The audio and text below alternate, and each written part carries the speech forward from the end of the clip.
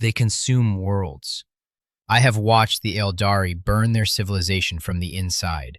Hubris so catastrophic it tore a hole in reality and birthed a chaos god from the psychic residue of an entire species' excess. I catalogued that. I have records of the war in heaven, 60 million years old, when my kind fought the old ones for dominion over this galaxy, and the Catan consumed stars. I catalogued that as well.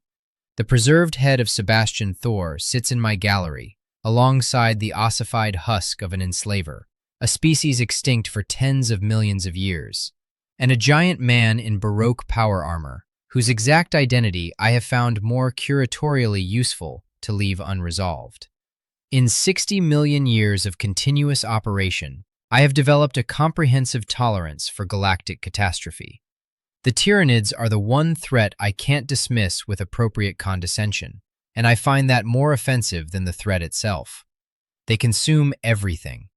A Hive Fleet arrives at a world, strips every scrap of organic matter from the surface, through acid pools the size of continents, pipes the resulting biological slurry into orbit through living towers of flesh, and departs. Defenders, if any survive long enough to transmit a report, describe the aftermath in consistent terms across every confirmed case. A barren rock, no atmosphere, no organic residue, no ruins, no bodies, nothing on the surface, nothing in the crust. The ground has been cleaned to the molecular level. Ripper swarms have scraped every protein from every rock face. Reclamation pools have dissolved the planetary ecosystem into identifiable genetic sequences. And when the last bioform has finished its work, it too is thrown into the acid and processed alongside everything it killed. They don't even leave the corpses. I have various preserved Imperial Guardsmen in my prismatic galleries. The Wraithbone Choir of Altensar, the head of Sebastian Thor, the last High Council of Iterae Craftworld, frozen in holographic display at the moment of their world's ending. A working webway portal. A Catan shard I keep in Gallery 1 and interrogate for ancient knowledge when I find the answers worth having. What do the Tyranids leave behind? A rock. After consuming an entire planetary civilization, every life form, every ecosystem, every genetic legacy a species accumulated across its entire existence, they leave a barren, airless, cold, empty rock with no notable resources of any kind. I am Trazyn the Infinite, Archaeovist of the Solemnus Galleries, Overlord of the Nihilak dynasty, though that last title has grown adversarial, as the dynasty's patience with my acquisition methodology has reached what several of its members describe as a terminus. I have been banned from the throne world of Mandragora. The characterization of theft is one I reject on established principle. You can't steal from the dead. That is called archaeology. Before I explain what the Tyranids represent to my particular enterprise, some housekeeping. The Chaos Gods, 4 ancient entities born from the psychic excess of mortal creatures, resident in the immaterium, periodically exerting influence in ways that damage physical reality and compromise the stability of warp-touched artifacts in my storage facilities. Khorne's followers leave battlefields.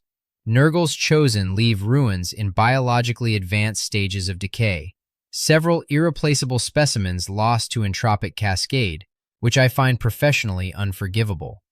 Tzeentch's schemes leave paper trails for anyone with the patience to read them, and I have been reading them for longer than the Imperium has existed.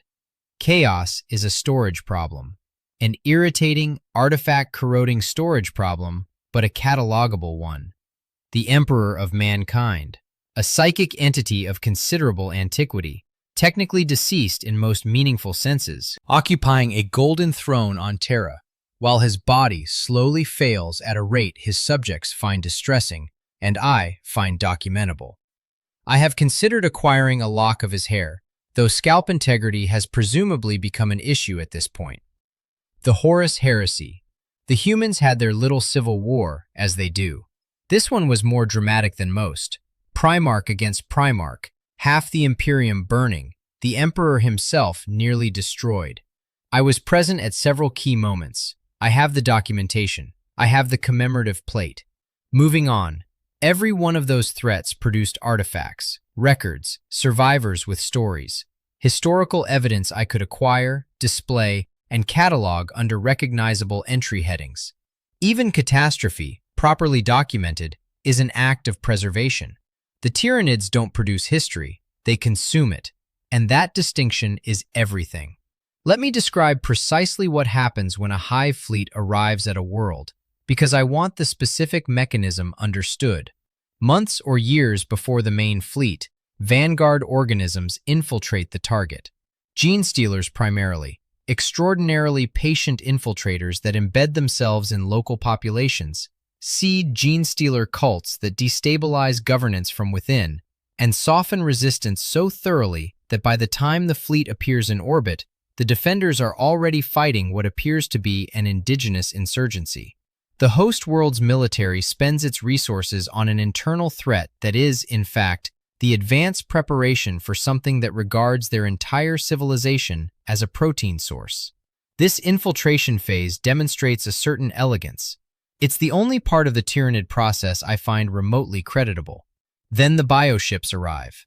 Not vessels in any engineering sense, living organisms of city-state scale, grown in the extragalactic dark and guided across impossible distances by the hive mind, traveling through real space because they can't navigate the warp. They deploy their warriors, carnifexes, raveners, hive tyrants, termagants, not as soldiers in the conventional sense, but as externalized digestive organs temporarily released into the environment.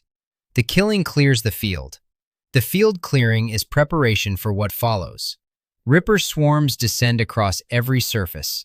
Small, numerous, designed for nothing but consumption, they scour every exposed area. Dead soldiers from both sides of the battle, local fauna, vegetation, soil microbes, the biological residue accumulated in the rock by a billion years of ecosystems. Everything organic is stripped and dragged back to the reclamation pools. Continent-sized reservoirs of concentrated digestive acid that break biomass down into identifiable genetic sequences. The acids dissolve almost any organic compound. Reports from imperial xenobiologists suggest they can process certain inorganic materials as well, which I note with alarm and don't dwell on for the sake of my continued composure. Capillary towers grow from hive ship tissue, anchor to the planetary surface, and pump the processed biomass upward into orbit through a combination of suction and sheer biological force. The fleet feeds. And then, this is the detail that requires a specific emotional register to properly appreciate. The surviving Tyranid bioforms are themselves thrown into the reclamation pools and dissolved. Every warrior, every gene stealer that completed its mission, every ripper that wasn't already consumed. The hive mind wastes nothing because the hive mind has no concept of individual value. An organism that has served its purpose is simply raw material for the next generation of organisms. End state, confirmed across every consumed world in the record. Barren rock, no atmosphere, no surface features, no organic residue, nothing datable, nothing displayable, nothing that would survive the solemnous acquisition process's most basic criteria. Nothing to acquire, nothing to archive. The thorough erasure of every life form, every ecosystem, every genetic heritage a civilization ever produced. They don't even leave the corpses. There is a phenomenon the Imperium designates the shadow in the warp.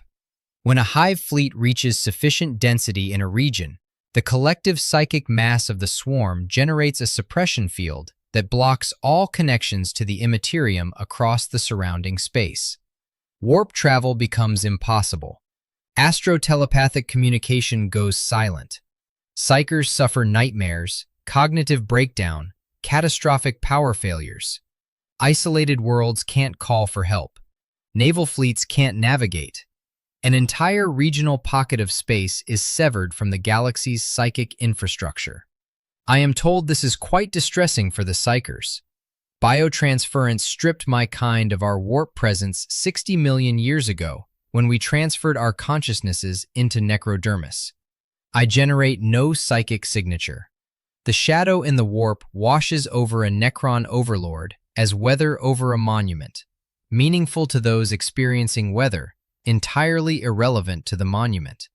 The phenomenon that isolates imperial worlds and reduces battle psychers to incoherent ruins within the hour registers on my psychic awareness exactly as much as the absence of sunlight registers on a stone.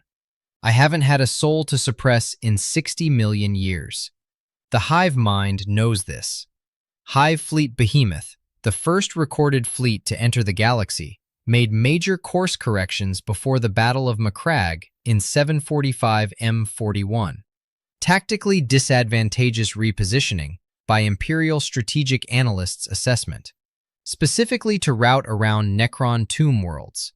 Hive Fleet Leviathan, which arrived in 997 M41 as the largest recorded Tyranid incursion in galactic history, similarly bypassed Necron holdings wholesale while consuming everything adjacent to them. The behavioral evidence is conclusive.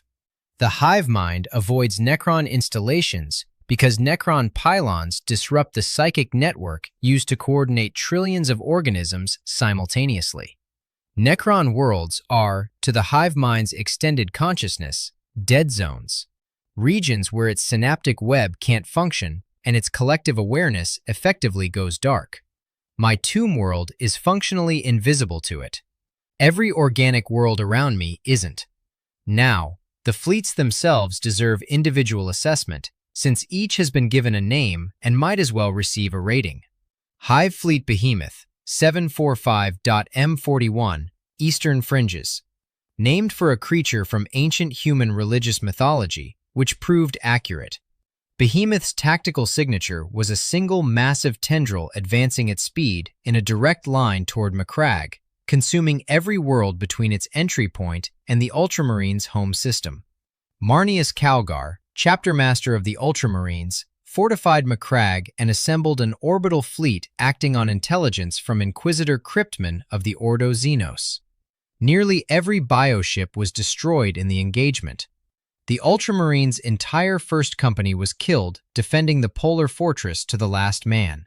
Calgar himself was crippled. A scant few scarred vessels escaped. Behemoth was, by any reasonable standard, stopped by one Space Marine chapter.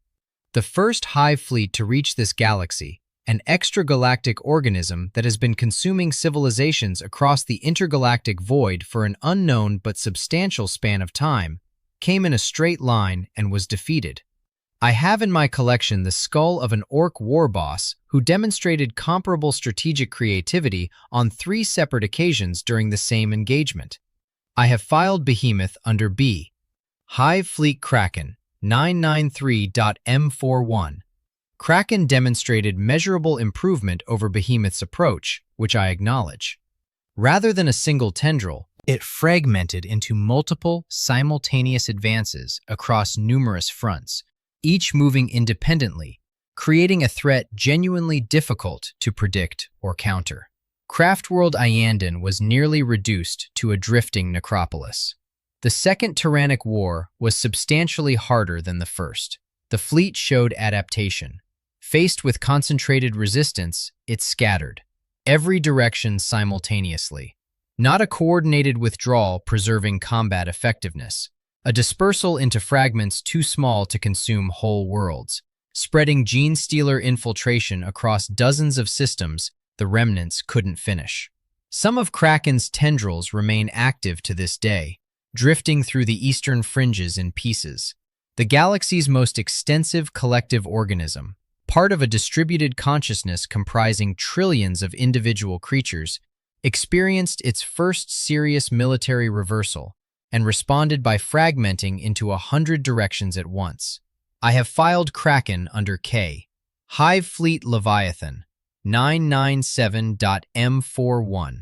The largest recorded Tyranid incursion, notable for attacking from below the galactic plane, a significant repositioning requiring thousands of years of patient approach, then a 2-pronged assault designed to envelop and encircle rather than simply advance. Several worlds were caught entirely off guard. The synaptic web was unusually powerful.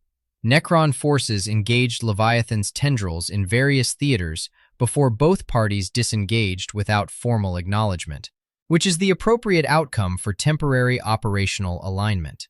The tactical creativity relative to Behemoth and Kraken is evident. Leviathan came from below. It presumably considered this clever. The most sophisticated tactical evolution I have observed across 10,000 years of continuous Tyranid study is a very large organism learning to approach from an unexpected angle. During the time Leviathan spent repositioning beneath the galactic disk, I personally archived 4 complete civilizations, redecorated 3 of the prismatic galleries, and conducted an extended rivalry with Orican the Diviner that involved at least one inadvertent planetary extinction. I have filed Leviathan under L. The smaller fleets merit brief commentary. Hive Fleet Jormungandr favors subterranean assault, burrowing through planetary crusts to bypass surface fortifications and emerge inside defensive perimeters. The galaxy-threatening extragalactic organism digs. Hive Fleet Gorgon deploys biological toxins as primary weapons, moderately interesting from a chemistry standpoint, negligible from any other.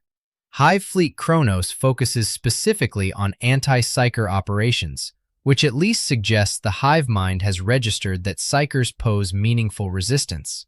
Hive Fleet Hydra consumes other Tyranids, entire splinter formations absorbed and processed by larger Hydra elements, other Tyranid organisms treated as additional biomass rather than assets. This is the only thing any Tyranid fleet has done across the entirety of the Tyrannic Wars that I find remotely interesting. Self-consumption as tactical doctrine. Perhaps there are standards after all. Hydra receives a provisional acknowledgement. The Norn Queen requires specific address because she is the closest thing the Tyranid organism produces to a historian, and her function crystallizes precisely why that organism is professionally unacceptable. She sits in a chamber aboard a hive ship, a space large enough to constitute its own geography. She is, according to available documentation, self-aware, which distinguishes her from most of the organisms she manufactures. Psychically connected to the hive mind and to other Norn Queens distributed across the fleet, her function is to receive the genetic data absorbed from planetary consumption and engineer new organisms in response. The adaptation loop runs as follows. The fleet consumes a world, absorbs the genetic sequences of its entire biosphere, transmits that data to the Norn Queen, and she designs new bioforms to counter whatever resistance the fleet encountered. Tyranid warriors aren't evolved organisms. They are manufactured to specification by a self-aware engineer working from a library of every species the fleet has ever dissolved. Tyranids have reportedly designed countermeasures to specific enemy weapon systems at the molecular level through this process. She is aware. The Norn Queen is aware. She carries, in the biological language of absorbed gene sequences, the memory of every species the fleet has dissolved. She simply chooses to make them into something with more talons. No records, no preserved specimens, no exhibit labeled pre-consumption biosphere of World X, catalogued at peak biodiversity. The genetic library she accumulates is ammunition rather than archive. Every civilization the fleet processes isn't preserved, it's overwritten. Translated from a historical fact into a design specification for the next generation of killing organisms. She receives the heritage of a world and repurposes it as appetite. She is the anti-archivist.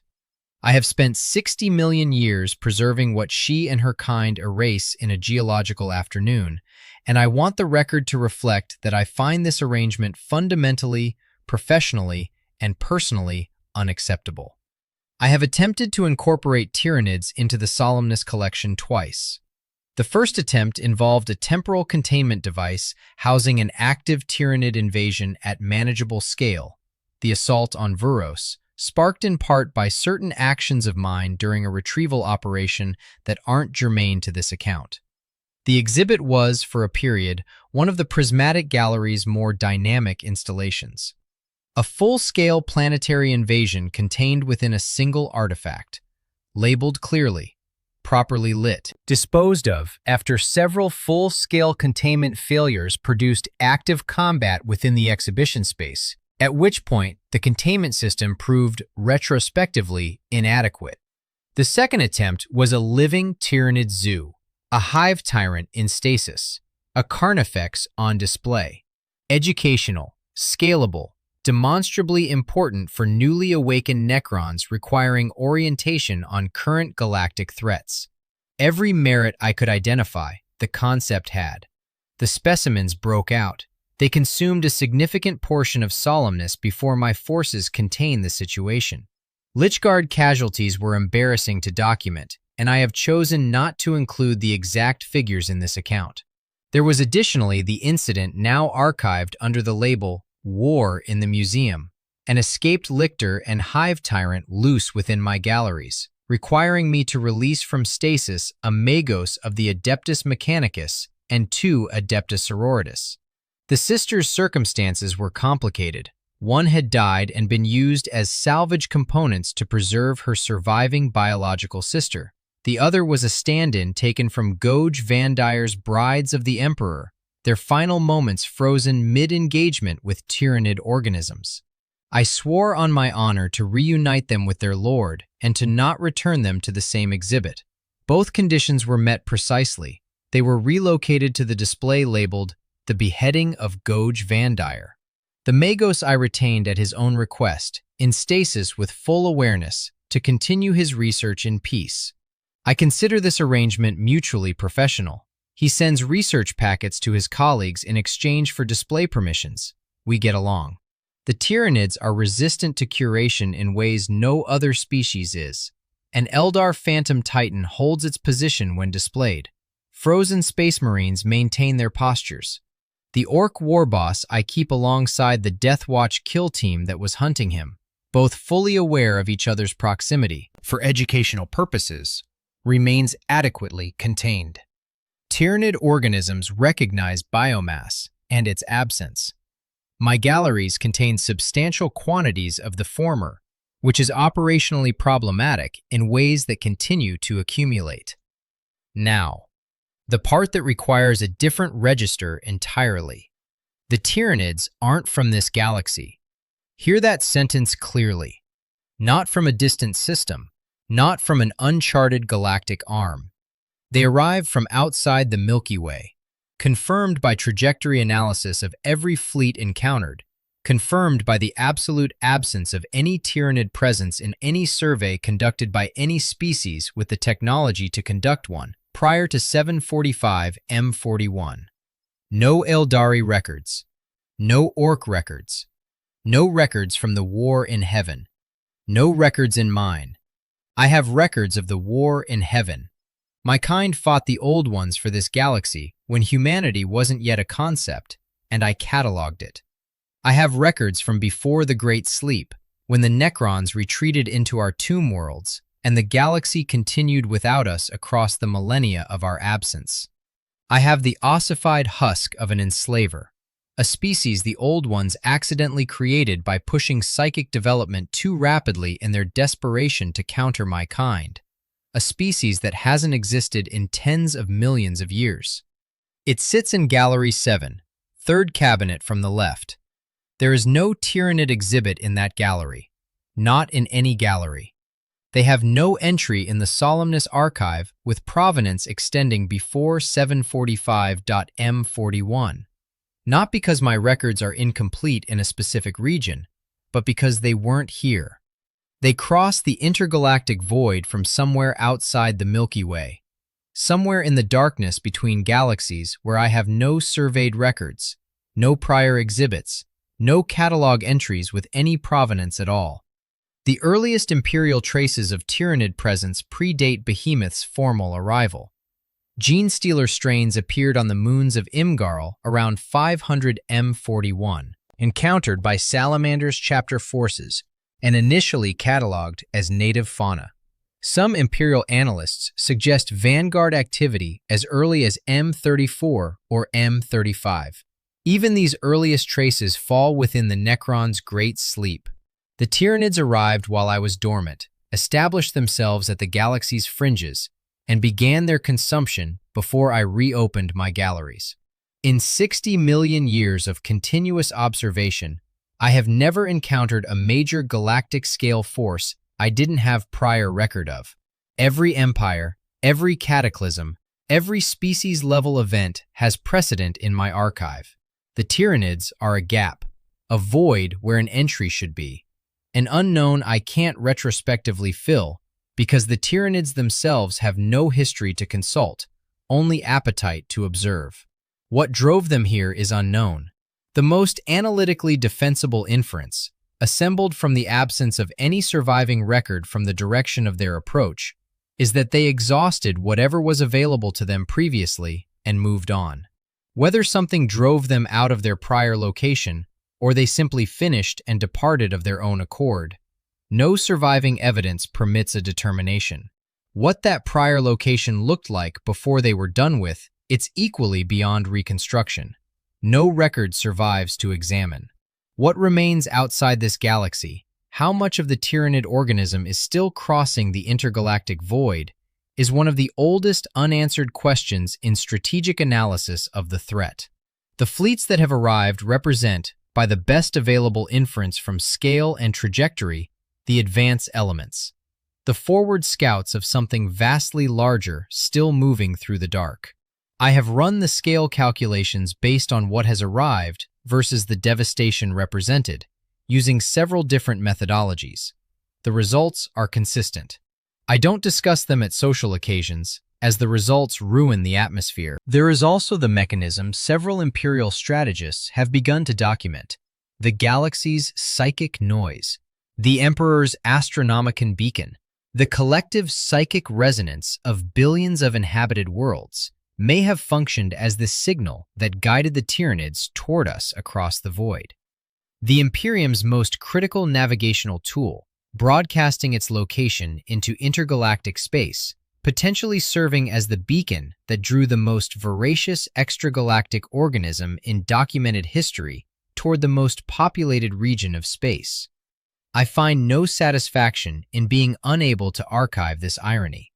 The physical reality of the conflict with my kind is worth establishing precisely.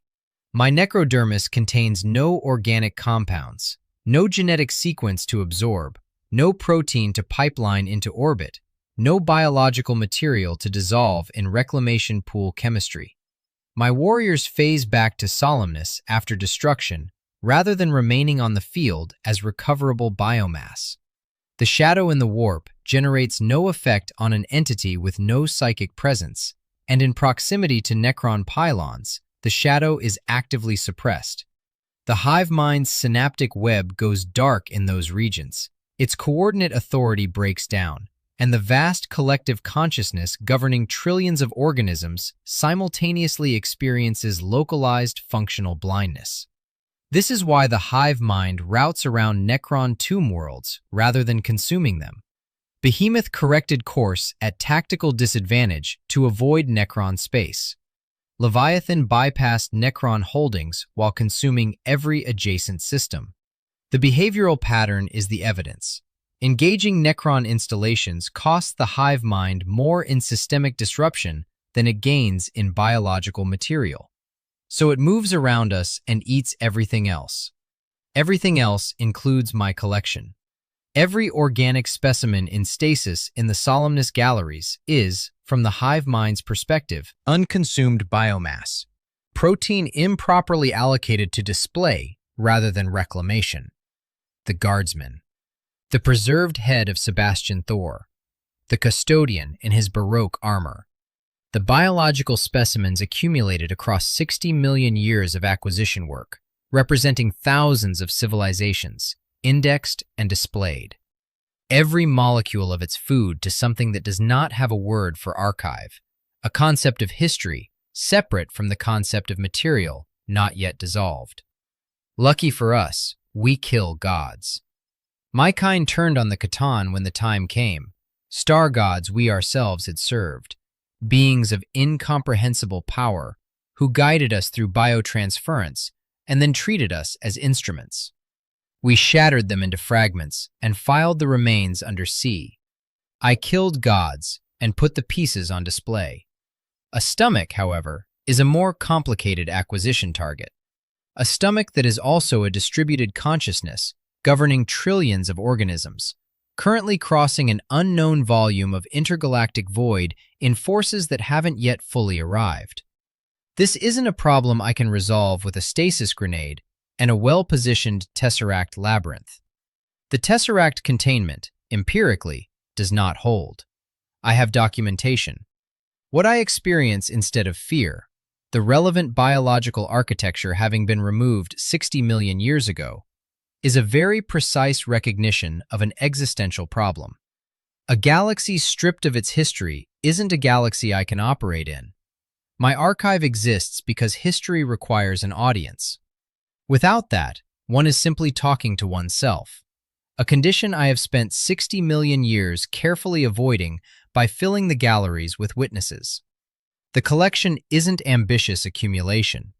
It's the proof that the galaxy's civilizations were here, and mattered, and produced something worth keeping. The Tyranids, if the fleets that have arrived here represent the advance of something larger still crossing the void, would eliminate the possibility of that proof entirely. Through no malice, through no ideology or conquest, or any comprehensible objective I could catalog under a recognizable entry heading. Through simple, extragalactic appetite. The same process that left a ring of barren rocks through the eastern fringes would continue until the gallery ran out of specimens, the civilizations ran out, and eventually, the tomb world itself stood in the path of something that regarded even necrodermis as an obstacle worth routing around rather than engaging. Every enemy in this galaxy has culture to mock, artifacts to acquire, history to narrate, some internal logic rendering it legible as a catalogable phenomenon. The orcs produce magnificent chaotic records of violence, exhausting but comprehensible. The Aeldari ruins are exquisite even in their slow decline. Chaos artifacts corrode my storage facilities and destroy irreplaceable specimens through entropic cascade, which is professionally unforgivable, but the artifacts existed before they rotted. Even the most nihilistic chaos cult leaves the evidence of its own nihilism. Evidence I can file. The Tyranids have no language, no individual ego, no cultural production of any kind, no comprehensible motivation distinguishable from hunger. Their ships are their bodies, their soldiers are their organs, their queen is their liver. I have spent 60 million years cataloging civilizations, and I genuinely can't tell you what taxonomic category to place this entity in. It isn't a civilization, it's a stomach. An extragalactic stomach of unknown total scale, currently present in the eastern fringes, working methodically through everything organic within reach, and the evidence suggests that what has arrived here so far may constitute a fraction of the whole. I don't hate the Tyranids because they are dangerous. I hate them because they are boring. No culture, no artifacts, no history, no specimens worth maintaining once the exhibit containment fails, and the containment always fails. An enemy with nothing to collect, nothing to study, nothing to learn from after it has been defeated, nothing to display that rewards 60 million years of patient curatorial effort. In all that time, I have never encountered anything genuinely boring. Boring, at galactic scale, is the only form of destruction that can actually end me. Not my body, which is effectively permanent, but my reason for maintaining one. A galaxy with nothing left to catalog is the one ending I can't archive. Prompt resolution. Deal with the stomach before the rest of it crosses the void. I have found that delay is rarely curatorially advantageous, and the stomach has already consumed more irreplaceable exhibits than I am comfortable acknowledging on record. Subscribe. There is more history to preserve, and I intend to preserve all of it before the gallery runs out of room. Production notes. Visual Easter eggs. Timestamp approximately 2:15, gallery sequence when listing collection items. Rani the Witch from Elden Ring, visible on a display shelf among Trazyn's acquisitions. her four-armed doll form, blue-silver coloring, star-covered flowing robes, partially obscured behind the Wraithbone choir case. She inhabits a non-biological constructed body, while her original form is concealed elsewhere, which Trazyn would find professionally compelling in a fellow artificial vessel. Timestamp approximately 5:30. Hive Fleet Jormungandr description, subterranean assault sequence. A trigon or biotitan emerging from the planetary surface in profile, silhouette and emergence angle matching dune sandworm emergence. Ring-shaped maw, segmented form rising from disturbed Earth. The comparison is native to both the Jormungandr aesthetic and the Dune audience's visual vocabulary. Timestamp approximately 4:15. Shadow in the Warp visualization. A guild navigator silhouette. Elongated cranium, suspended in containment tank, mutated form. Visible as a background element in the psychic disruption sequence. Rewards viewers familiar with Dune's hierarchy of consciousness manipulation. Production notes. Music attribution. All music tracks must be credited in the video description and as on-screen text overlays at the first frame of each new section. Suggested libraries. Epidemic Sound, Necron Sequences, Search, Ancient Civilization, Cold Machine, Eternal. Tyranid Sequences, Search, Horror Ambient, Creature, Swarm. And Artlist.io, Dark Ambient Orchestral, Sci-Fi Dread for transitional passages. Description format. Music used in this video. Artist, library, license type. Timestamps 00xxx. All music used under Epidemic Sound Artlist license. If you recognize a track from this video, the name and timestamp are listed above. This was the most asked question on the previous video, and that was entirely our fault.